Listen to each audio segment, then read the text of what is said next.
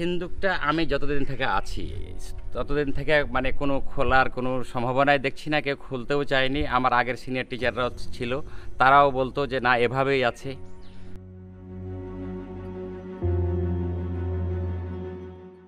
এটা লক, এটা আমরা যতটা জানি, যতটুকু বুঝছি ধারণা মতে, এটা এটা এখানে চাবি, এখানে এই যে এখানে একটা চাবি, এই যে এটা এটা এটা খোলার কখনো মানে চিন্তা ভাবনা করেনি, খোলানোই সম্ভব না। এই ছাদটা একটু দেখতে পাচ্ছেন যে কেমন অবস্থা, যে এদিকে ভেঙে গেছে এবং ওই সাইডে যে ছাদটা ছিল সেই ছাদটা পর্যন্তও কিন্তু ভেঙে একবারে গুড়িয়ে গেছে।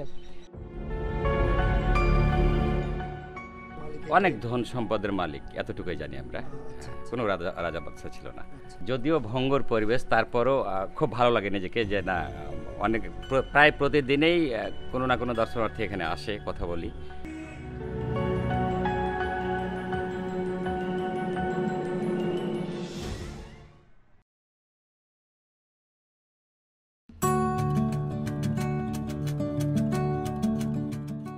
ইতিহাস, ঐতিহ্য আর ঐতিহাসিক স্থানগুলো নিয়ে ভিডিও করার এ পর্বে আজ আমি আপনাদের সামনে তুলে ধরব চাঁপাইনবাবগঞ্জের কানসাটে হারিয়ে যাওয়া এক নগরী।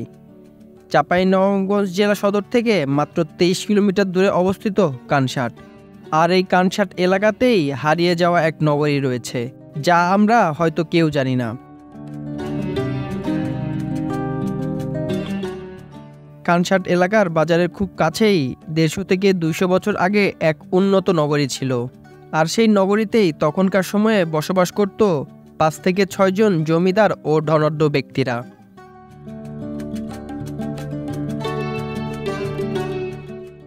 এর আগে আমি আপনাদের দেখিয়েছি কানসাটের জমিদার বাড়ি। আর এই কানসাট জমিদার বাড়ি থেকেই মাত্র 2 কিলোমিটার দূরে অবস্থিত এক ধনাঢ্য ব্যবসায়ীর এক দৃষ্টিনন্দন অট্টালিকা।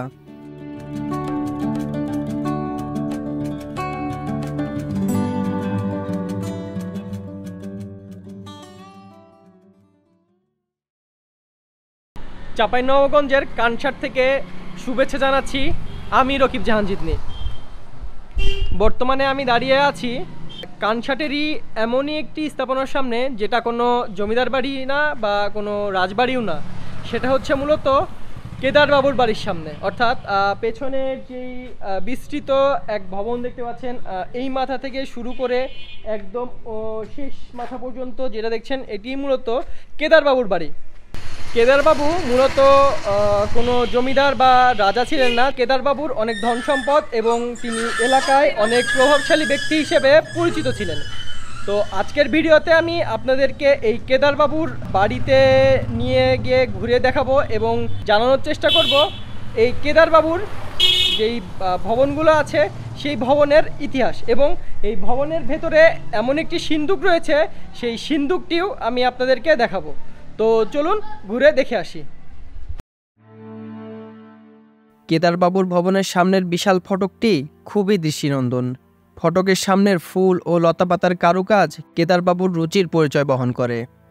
এটা কেদারবাবুর জমি, এটা জানি। কেদারবাবুর বাড়ি কোটাই এই ওখান থেকে একবার পুরোটা, ওখান থেকে একবার গোটাই পুরোটা একবারে। স্থানীয় এক চাচাকে সাথে করে প্রবেশ করলাম কেদারবাবুর বাড়ির ভেতরে। ভেতরে প্রবেশ করতেই তিনি আমাদের দেখালেন এই কেদারবাবুর ভবনের সবচেয়ে বড় রহস্যময় স্থান, যেখানে একটি রহস্যময় সিন্দুক রয়েছে, যেই সিন্দুকটি বছরের পর বছর পড়ে আছে এভাবেই।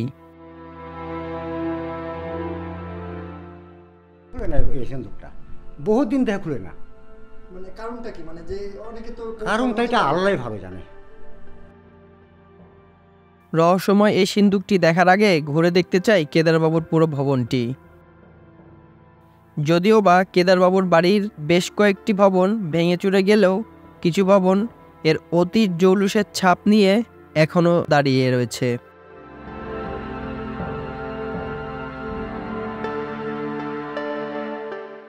এই অত্র অঞ্চলে অর্থাৎ কানসাটে একসময় নগর সভ্যতা গড়ে উঠেছিল।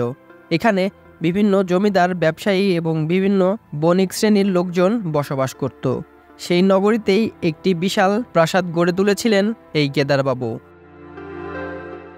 তবে কেদারবাবু আসলে ব্যবসায়ী ছিলেন নাকি জমিদার ছিলেন, এ নিয়ে কিছুটা মিথ প্রচলিত আছে এখানে। তিনি ছিলেন আদতে একজন ধনাঢ্য বড় মাপের ব্যবসায়ী।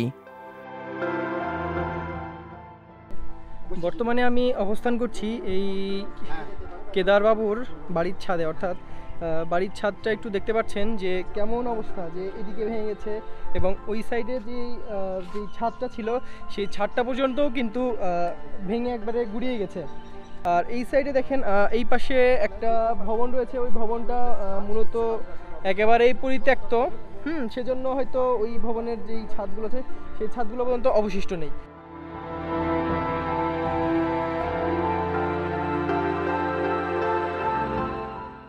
বর্তমানে কেদারবাবুর প্রাসাদটি ধ্বংসস্তূপে পরিণত হয়েছে। ওই একই থেকে ঘুরে হয়েছে, মানে একই জায়গায় হ্যাঁ একই জায়গায় একটাই বাড়ি। একটাই বাড়ি, কিন্তু মানে প্রায় সব একসাথে একটার সাথে একটা যুক্ত করা। হ্যাঁ হ্যাঁ।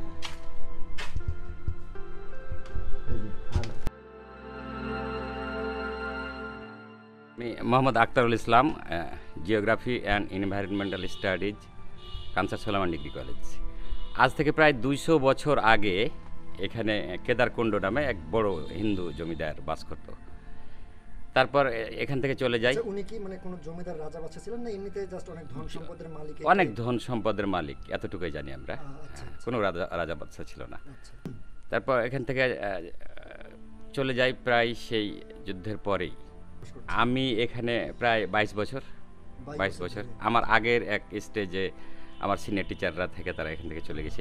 এই সব বিল্ডিংগুলো খুব সুন্দর ছিল কিন্তু। এই সামনে হ্যাঁ ভবনগুলো হ্যাঁ, আর কি। এখানে প্রায় 10 থেকে 12 জন শিক্ষক এখানে অবস্থান করতো। এখন হাতে গোনা আমরা 4 জন থাকি। যদিও ভঙ্গুর পরিবেশ, তারপরও খুব ভালো লাগে নিজেকে যে না, অনেক প্রায় প্রতিদিনেই কোনো না কোনো দর্শনার্থী এখানে আসে, কথা বলি। হ্যাঁ, তাদেরকে বিভিন্ন সময় বিভিন্ন প্রশ্নের উত্তরও দিতে হয়। খুব সুন্দর বিল্ডিং ছিল, ধীরে ধীরে এটা নষ্ট হয়ে যাচ্ছে, পরিচর্যার অভাবে এটা নষ্ট হয়ে যাচ্ছে। এটা অ্যাকচুয়ালি সে অনেক নদীর ধার পর্যন্ত এটার একটাই প্লট, একটাই অংশ, মানে কেদারবাবুরই কেদারবাড়ির অংশ। পুরোটাই অংশ। ওটা ওই ধীরে ধীরে বিভিন্নভাবে এটা মানে লিজ আকারে নিয়ে নিয়েছে আপন। সিন্দুকটা আমি যতদিন থেকে আছি ততদিন থেকে মানে কোনো খোলার কোনো সম্ভাবনাই দেখছি না, কেউ খুলতেও চায়নি। আমার আগের সিনিয়র টিচাররা ছিল, তারাও বলতো যে না এভাবেই আছে। মানে এটা কখনো খোলার কেউ আগ্রহ প্রকাশ করেনি। খুলি দেখি ভিতরে কি আছে। না, কেউ আগ্রহ প্রকাশ করেনি। এমনকি এক সময় প্রশাসনিকভাবে রাজশাহীর ঊর্ধ্বতন কর্মকর্তারাও আসছিল, তারা হঠাৎ দেখে এভাবে বললো যে এটা এভাবে আছে, কোনো একটা সিস্টেমে নিয়ে যাওয়া ব্যবস্থা চিন্তা ভাবনা করছিল তারা। আমাদেরকে একটু দেখাবেন তো ওইটা? হ্যাঁ অবশ্যই। হ্যাঁ। আর সিন্ধুকের আগে আমি এখানে একটু দেখাই যে ওপরে যদি ক্যামেরাটা, এখানে বাংলা সাল লেখা আছে। হ্যাঁ এই যে এবং হ্যাঁ আশ্চর্য, এই যে 1239। হ্যাঁ উপরে বাংলা সাল লেখা আছে। কত সালে এই ভবনটি নির্মিত সেটা মনে হয় লেখা আছে। সেটাই লেখা আছে। স্যার একটা জিনিস, এটা কি মানে বাংলা লেখা? এই পাশে এটা বাংলা লেখা। এটার বাংলা লেখা, এই যে। আর সালটা লেখা আছে এই যে এখানে 1239। মানে বাংলা সাল লেখা আছে না? বাংলা এটা ওই সেই আমলে যখন সেই আমলে বাড়িটা নির্মাণ করা হয়েছে। নির্মাণ করা হচ্ছিল সেই সময়ে। আর সিন্দুকটা ঠিক এই পাশে।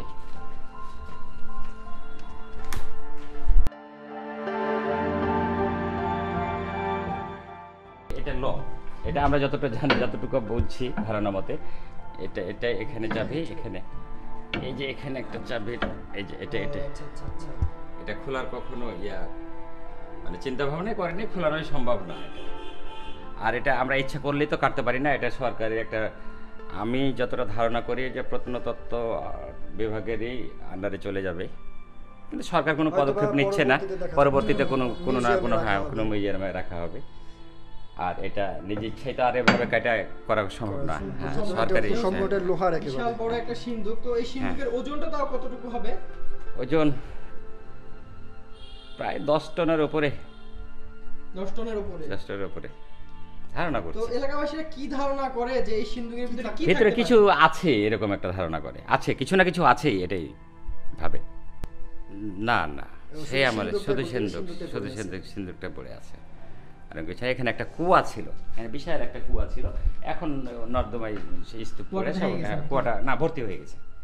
এপাশে একটা কুয়া ছিল। আচ্ছা, এই যে যখন যুদ্ধের পরে ওই কেদার বাবুরা যখন চলে যায়, মানে তার কোনো বংশ পরম্পরা বা বংশধারা কোনো খোঁজ খবর তারপরে এই বাসায় আর আসা না না না, তারা আসেনি। আমরা জানি যে মালদায় নাকি তারা অবস্থান করছে। মালদায়, হ্যাঁ, তো বংশগত ভারতের মালদা।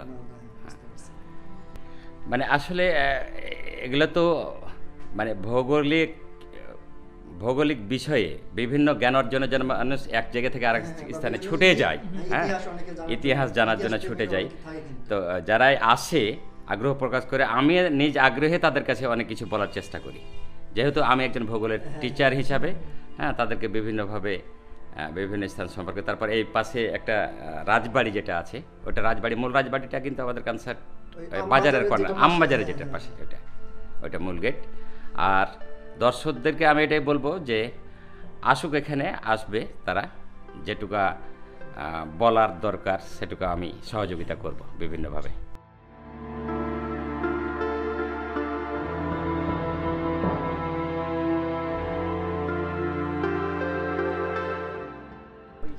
ওই নতুন ইয়েটা না, ওখান থেকে শুরু করে ওই বিল্ডিং পর্যন্ত এই ভবন ছিল। পুরোটাই একটাই ভবন ছিল। হ্যাঁ, এটা পুরোটাই। মানে ওই যে ওইখানের যেই ভবনটা দেখতে পাচ্ছেন আপনারা, ওই সাইড থেকে পুরোটা কিন্তু যেই ভবনগুলো এখানে পর্যন্ত দেখতে পাচ্ছেন, এটা কিন্তু একটাই ভবন। একটাই ভবন। 10 থেকে 12 জন শিক্ষক অবস্থান করত উপরে নিচে। এই বিল্ডিংটাও খুব সুন্দর ছিল, এই বিল্ডিংটাও খুব চমৎকার ছিল, যে সব ব্যাচেলার টিচাররা এখানে থাকতাম আর পরিবার নিয়ে এসে। এখন তো বর্তমানে সবকিছুই বিলীন হয়ে যাচ্ছে আস্তে বিলীন হয়ে ধীরে ধীরে একদম বিলুপ্তির পথে।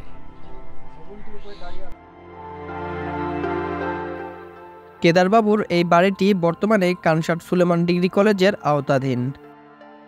এই ভবনে বর্তমানে কানসাট সুলেমান ডিগ্রি কলেজের কিছু শিক্ষকরা বসবাস করেন। পরবর্তী সময়ে 1947 সালে দেশভাগের পর কেদারবাবু ভারতে চলে যান। তারপর থেকে কেদারবাবুর এই বিশাল প্রাসাদটি এভাবেই পড়ে আছে।